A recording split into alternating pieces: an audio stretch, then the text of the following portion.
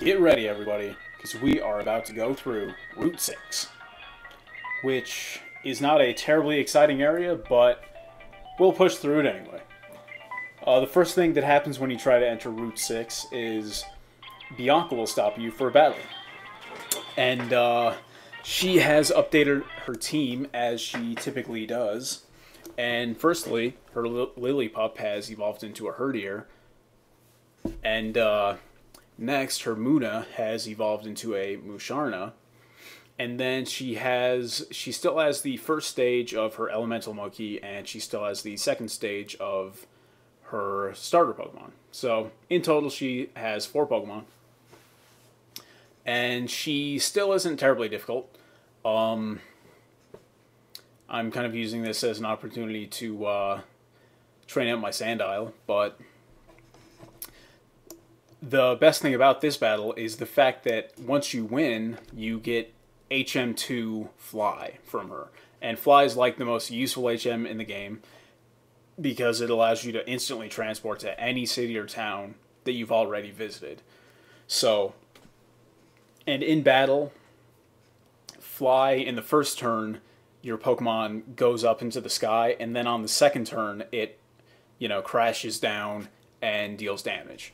So, like, competitively, Fly is not that great of a move because it gives your opponent an entire turn to, send out a Pokemon that is, that has a resistance against flying moves or, whatever it is. So, along the same lines as, like, Dig, it's not that great of an attack just because of the fact that there's an entire turn where you do absolutely nothing. So, anyway, here's her Musharna doing what it does best, which is healing itself and putting my Pokemon to sleep, and then using, like, Psybeam and Defense Curl. So, yeah, Musharna is pretty much a beast. It's a really badass Pokemon.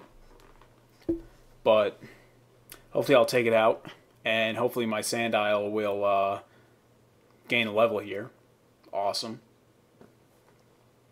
Gains 2 levels, actually. And now we are battling against Dewott, which I think is Bianca's last Pokemon. So it one-shots my Sandile, which sucks, but then, Servine's going to destroy it. So, and before we know it, I should be getting HM02 Fly.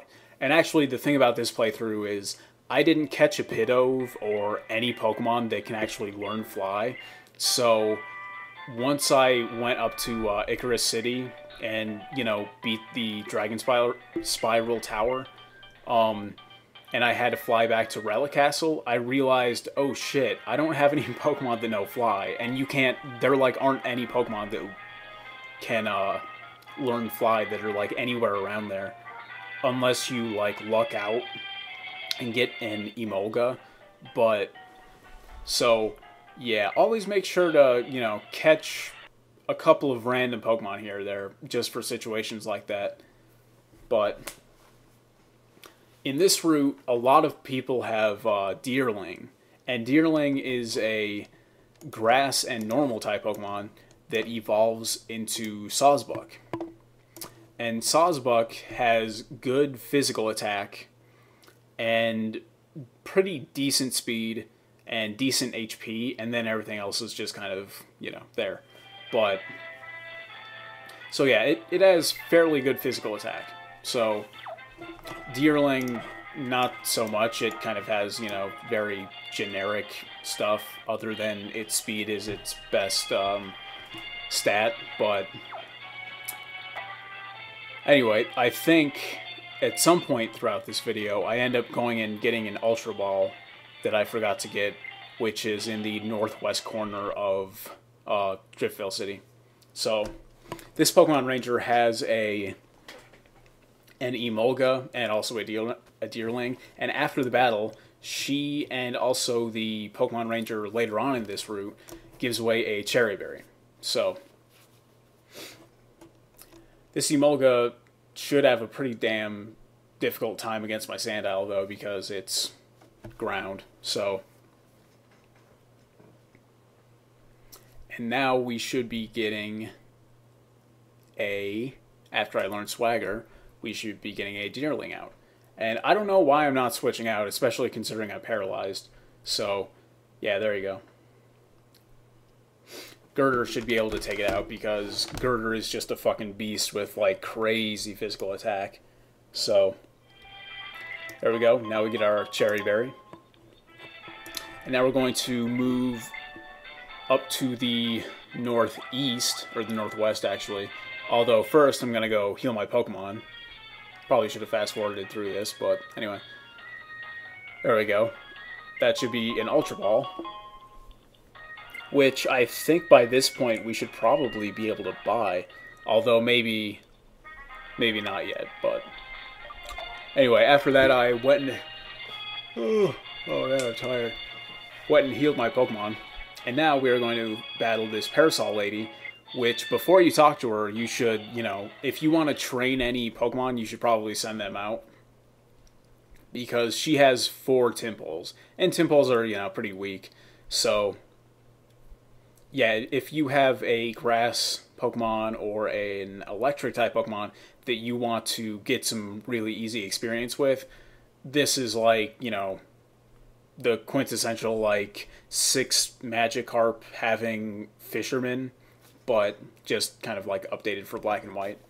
But I could learn Coil there, but it's not that great of a move. So now we should be able to take out the remaining Tympole pretty easily. And off to the west of this Parasol Lady and this bridge is the Season Research Center. And here my Servine evolves into a Serperior, so that's pretty sweet, considering it gets, you know, better stats and whatnot. But here we're going to battle this scientist. And actually, something I forgot to mention, I think all of the scientists in this area have X items that they use. Let's see what he uses.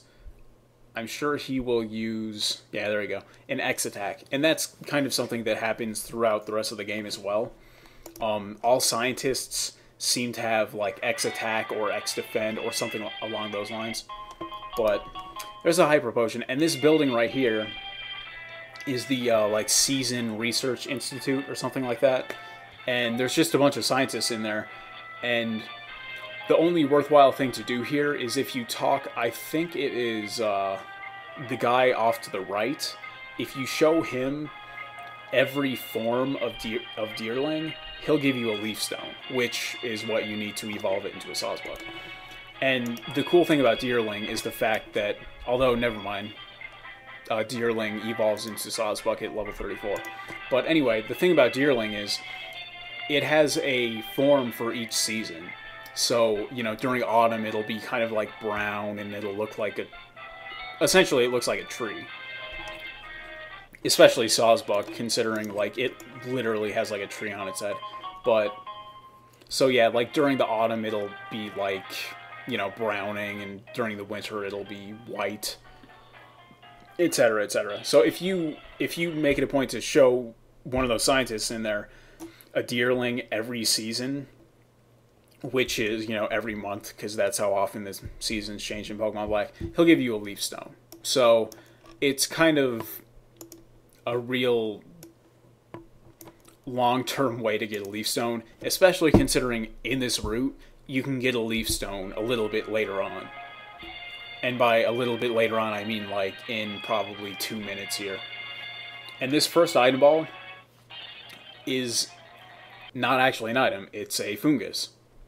And it's just like in Red and Blue in the Power Plant, how you would find item balls and you'd be like, oh shit, actually it's a Voltorb or even an Electrode. And I think that happened also in Gold and Silver. But anyway, it's just like that. So, and later on, actually, I think starting in Route 10, you can actually get a Moongus, which is the evolution of Fungus. But anyway, here we're battling the second to last trainer. She has a Vanillite, a Frillish, and 2 Tympools. And Frillish, this is the first time you get to see a Frillish, and it is a water and ghost type. And it evolves into Jellicent, who has good HP and good special defense, and pretty okay special attack. So mainly it's a defensive Pokemon. And considering it is Ghost, it can't be hit at all by normal or fighting moves. So keep that in mind. But considering it's water, my Superior can just rip it apart. But this item ball up here is a Leaf Stone. So in reality, that Leaf Stone that you can get from that scientist is kind of just like a real roundabout way of, you know, getting a Leaf Stone, considering there's a Leaf Stone just, you know, like 20 spaces away. But here is the last Pokemon trainer of the route. It's Pokemon Ranger. I'm having a terrible fucking time talking right now. It is Pokemon Ranger Richard. He has a Minccino and an Emolga, both of which we've seen plenty of before, so nothing too terribly difficult. But after this, there is a bridge to the north, and then off to the east there's a house, and inside is a little girl on the carpet that gives away a shiny stone. And shiny stones can be used to evolve Mincinos. So if you happen to have one and you're wondering why it's not evolving, even though it's like, you know, level 37 or whatever, you can just go ahead and use that shiny stone. But the thing is, whenever you evolve any Pokemon with a stone, and that's the, you know, the way that they evolve, they typically, and actually not even typically, I don't think they ever learn any new moves, regardless of what the Pokemon is. Like, for example, using a Moonstone on Jigglypuff into Wigglytuff, it won't learn any new moves. So you really don't want to teach, or you don't want to evolve a Minccino into Cinccino until, you know, probably like, you know, late 40s. So anyway, here's that house I was talking about, and inside is the little girl who will give you that shiny stone. And also, you can talk to the lady on the opposite side of the house or the room, and I believe she will heal your Pokemon for you. So that way you don't have to go all the way back to Driftvale City, which is a reoccurring theme in, you know, Pokemon Black, which is a really good thing. It's kind of a pain in the ass when, you know, you run out of potions or something and you have to, you know, walk all the way back to the previous town. So anyway, there's some thick grass, so if you want any double battles or anything like that. And now I think I'm going to go up to Chargestone Cave. And actually off to the east is Mistralton Cave, and that's where you fight Cobalion. I don't know how to say it, but anyway, you fight like the turquoise-ish, like, legendary Pokemon, which unlocks an area in the Pinwheel Forest, which leads to Rumination Field, and also an area in Victory Road, but you can't get there until you get Surf. And you get Surf at the very beginning of Twist Mountain. So, anyway, now Clay takes away that spiderweb for you so you can go into Chargestone Cave, and he gives you the TM for Bulldoze. So now we're in Chargestone Cave, and you can see someone up off in the distance, but I'll cover that in the next video, so I'll see you there.